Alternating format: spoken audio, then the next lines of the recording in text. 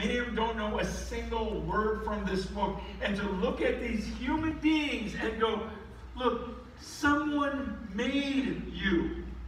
You have a creator. I don't know what you believe or what you were thinking, but I'm telling you, there is someone up there that is so holy, so grand, that we can't even look upon him.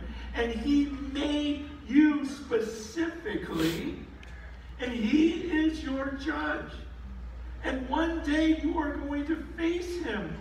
And the greatest news is that this judge is full of mercy and loves you. In fact, he loved you so much that he had his only son take the form of a human being, and he wanted to show his creation once and for all that no one will love you, care about you like I love you. And he had him on that cross pay for the crimes you committed because he loves you. So you could take on his righteousness while he took your sin. And then he rose from the dead. He rose from the dead to show that he had power over death, and it's not something we have to fear anymore. And he's here, and you can know him. You were made to know him, and he can put his spirit in you to where you become one with him. And he has sent me from halfway around the world to come here, and it's not a coincidence to tell you that he wants to have a relationship with you. And I'm explaining these things to these people, and I can't tell you how much peace I felt right then. Like, I am telling a human being about the whole purpose of their existence. I am doing what this book is asking me to do, and these people are eating it up. They're listening.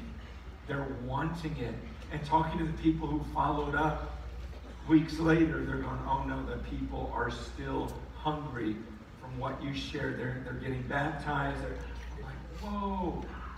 And I remember just getting on the plane after that trip and looking at my wife, and I go, think about what we're going to do tomorrow back in San Francisco. Think about what we do on a normal day. Does anything even compare to what we were doing here? Think about our average day and how we can just live like this is our home, and we just get caught up. As much as we try to escape, we just get caught up in the day-to-day. I said, I want to live like this every day. And when I saw the hunger on those people, I said to Lisa, I go, what if we move? And she goes, let's do it. You know, that's why we're moving on Thursday. But there was something, here's what it is. There's something about telling someone who's never heard a thing about Jesus. It's just different. It just is completely different. Yep. I tell people it's kind of like, okay, I live in San Francisco, so everyone in San Francisco is a foodie, right? Like, I've become one. You get so picky because you got the best of everything, and you're just going, no, that's not that. My wife, we get in arguments because she still thinks that Panda Express is Chinese food. And I'm going, how can you live in San Francisco and call that Chinese food? You know? Yeah, I'm sure you love Taco Bell too. It's just like, how can you do that anymore? Like, and we're just snobby, you know, when it comes to our food. Like, I'm gonna eat there. Oh, there's a new place, and everyone's always, you know, just bragging about what they eat, taking pictures, this and that. But then last year, when I was in Africa, and I've gone many times, but this time it just was the worst. It was the worst, because I went to an IDP camp with thousands of people that have no home, no food, no clothes, no shelter, thousands.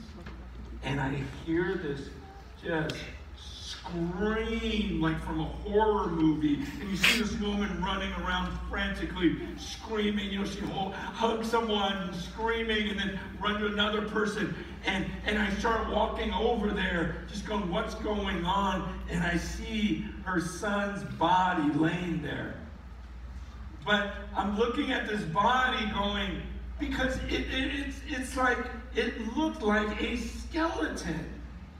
I mean, it was just like, you could see every single bone, and you're just going, man, how could he have even been alive a few minutes ago? And she's been trying to keep her child alive for all this time. And this is happening every day, every few hours. But your mind, to hear that voice, that scream, and go, man, what if I got here a little bit early? Was there anything we could have done? Well, if I got here yesterday to save that woman for that kind of pain? And then you see all these people where you go, it's just a matter of time. It's just a matter of time. And we're sitting, calculating how many of them can we feed? How are we going to get food over here? Well, just doing all of this. Then you get back on a plane. I fly back to San Francisco. And it's hard to be a foodie again, right? Because you're going, that guy, if I could have just gotten that woman any bit of food, how can I sit here and be so particular? Come on. My concern for so many of you is that you've become spiritual foodies. There's no shortage of sermons. There's no shortage of Christian music. And it's gotten to the point where we sit around and critique and go, I like the way this guy teaches it. I like the way this guy, no, are you kidding? You still listen to him? And you could have 10 sermons playing simultaneously right now, different sermons from different preachers all around the U.S., and you could have it playing continuously 24/7 till the day you die. We have so much. And so it just became hard for me to go, let me give another one. So at a group of people, and people get online and they'll critique every word I say and write articles and, oh, I love him, I hate him. And it's like, oh yeah, I really want to do this the rest of my life. Meanwhile, there are people who've never heard the name of Jesus, never heard a simple gospel message where any of you that went, you would be the theologian of that village, and to just sit and just kind of critique and go, I think I'm going to go over there now and listen to this guy. You guys, it's not making sense. I'm just telling you, the peace of sharing the gospel. Like, aren't we all just after peace? And there are times when you're in your life where you're going, my life doesn't make sense in light of what I believe. And so I'm not talking about peace, like I know I have peace with God. There's just something where you go, I'm really not at peace with the way that I'm living right now. I read this book and I know there's more. But those moments when you're experiencing the more, you go, oh, I want this for everyone. That's what I'm praying for you. And I'm going, God, could you supernaturally communicate this through your spirit, that your word is true, it's real, and it can bring you this peace. I mean, just like 4 weeks ago, God took me to another level where my wife and I were in Burma and speaking at this big outreach, and to see the people and their response to hearing the gospel for the first time. I thought, I want to do this every night. Why don't I do this every night? But then the next night, we go to a village, and it was even better. We go to this village where there wasn't a single Christian in the entire, not even one. Okay?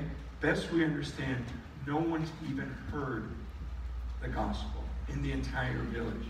In fact, my translator told me after the fact, he goes, when we were driving into the village, my heart was pounding.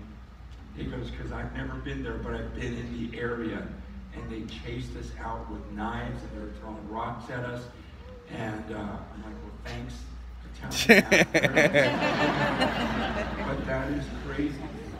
And I'm telling you, when I was in this village, because this woman had built a relationship with the village elder and built a friendship, she asked if she could bring some foreigners in to share their story. Guys, there's no way right now I can communicate to you how excited I was to have those words come out of my mouth. I mean, I've been doing this thing forever, every week, several times a week. And it's still a joy and honor to me, but it's nothing like staring at a group of people who never heard the name of Jesus and preaching and explaining the truth of the gospel to them. And seeing their response. But then, after I shared the message, we said, is anyone here sick? In pain? I want you to come forward. I want to pray for you. Now, understand something. This is new territory for me. I grew up most of my life not even believing that God did miracles like that anymore. I was taught that explicitly in seminary. So most of my life was like, nope, that doesn't happen. I despise prophecy. We forbid tongues. I don't believe in supernatural healing. But the more I read the scripture, I'm like, gosh, I don't see where it was supposed to end. You know, seriously, like I was just reading, well, I'm not seeing that it ends. Like, it seems like Jesus is saying that that you can do the things that I did. Amen. Greater things than these, because I'm going to the Father. Amen. And I'm believing these and I'm praying for these things. But even after believing this, for the last few years, I pray for healing and everything else, but I've never seen it happen right there. There may have been one or two instances where I'm like, maybe, but for the most part, nothing. Even I'll go places because I want to see the miracle, and I don't get to see it. But when I was there, God gave me this faith in His Word. Then I go, no, Jesus abides in me. And He says I can do what He did. So walking around the village, I just thought, you know what? This is no different than if Jesus were to walk in this village. And so I want to act like Jesus would have acted in this village. This woman comes out, the first woman that comes out, pain in her back, the translators telling me, and I just say in the name of Jesus, be healed. She goes, I feel a fire in my back. What is that? That's the power of God. All the pain is gone. I don't feel any. My knee.